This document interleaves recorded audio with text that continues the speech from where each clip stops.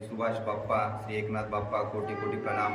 माझं नाव श्री ज्ञानेश्वर शिवाजी खोडे, मुक्काम पोस्ट जानोरी, तालुका दिंडोरी, जिल्हा नाशिक येथून आलेलो आहेत। तसे आम्ही 2016 पासून सहकुटुंब मलकापूर येथील सेवेकरी आहोत। परंतु लॉकडाऊनमध्ये 2019 मध्ये माझं लग्न झालं।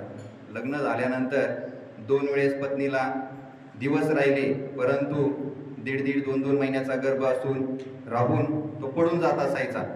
तरी त्यानंतर लग्न झाल्यानंतर 2-2.5 वर्षानंतर आम्ही इकडे आलो, महाराजांचा आशीर्वाद घेतला आणि पुढच्याच महिन्यामध्ये दिवस राहिले आणि आत्ता जे बाळ माझ्या हातामध्ये होतं ते बाळ 2 वर्षापूर्वी जन्माला आलेलं आहे। आता 2 वर्षाचं ते पूर्ण झालेलं आहे। 2016 साली आमचे वडील ज्यावेळेस इथं आले होते, आईने अक्षरशः परिस्थिती इतकी भयानक होती आमची 2016 पूर्वी की अक्षरशः आई वडील हे पण दुसऱ्याच्या शेतामध्ये कामाला जायचे, मी पण एका कंपनीत काम करायचो, परंतु घरी काय असं पुरवठी पडतच नव्हती। तर 2016 साली आईने 1500 रुपये कसे तरी जमा करून आमच्या वडिलांनी इथं पाठवलं। त्यानंतर आमचे वडील पण यायला तयार नव्हते, परंतु आले, कसे तरी आले, मला जायचंय, महाराज बघायचे फक्त म्हणे, कोण महाराज आहे म्हणून बघायचे म्हणून आलेले होते।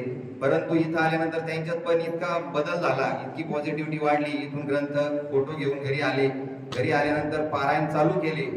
जसे पारायण चालू झाले तसे असंख्य बदल घडत गेले आणि कोणी आम्हाला असं पांढर क्षेत्र पण करायला देत नव्हतं। पूर्वीपासून आम्ही शेती व्यवसाय करीत आलेलो, परंतु काही कारणास्तव आमची जमीन विकलेली होती।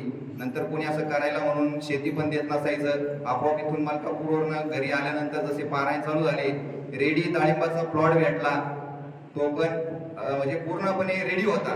तो जसा डाळिंबाचा प्लॉट निघाला त्यात पण 10 ते 12 लाख रुपये पहिल्याच वर्षी उत्पन्न झालं। त्याच्यानंतर अजून परत डाळिंबाचा प्लॉट भेटला।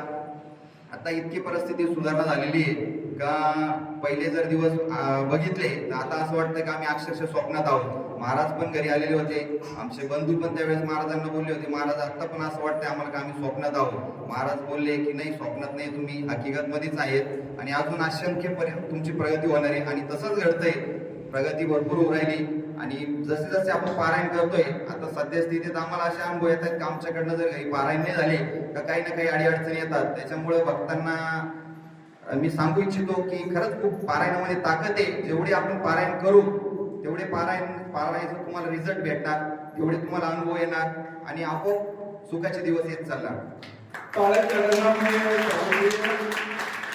दिंडोरी तालुक्यातून त्यांचं आगमन झालेलं, नाशिक जिल्ह्यातून सांगताय। माझी परिस्थिती पूर्वी खूप हालाकीची होती, परंतु इथला आशीर्वाद घेतल्यानंतर आता खूप छान चाललाय। हा त्यांचा अनुभव आपण सर्वांना ऐकला टाळ्याच्या गजरात।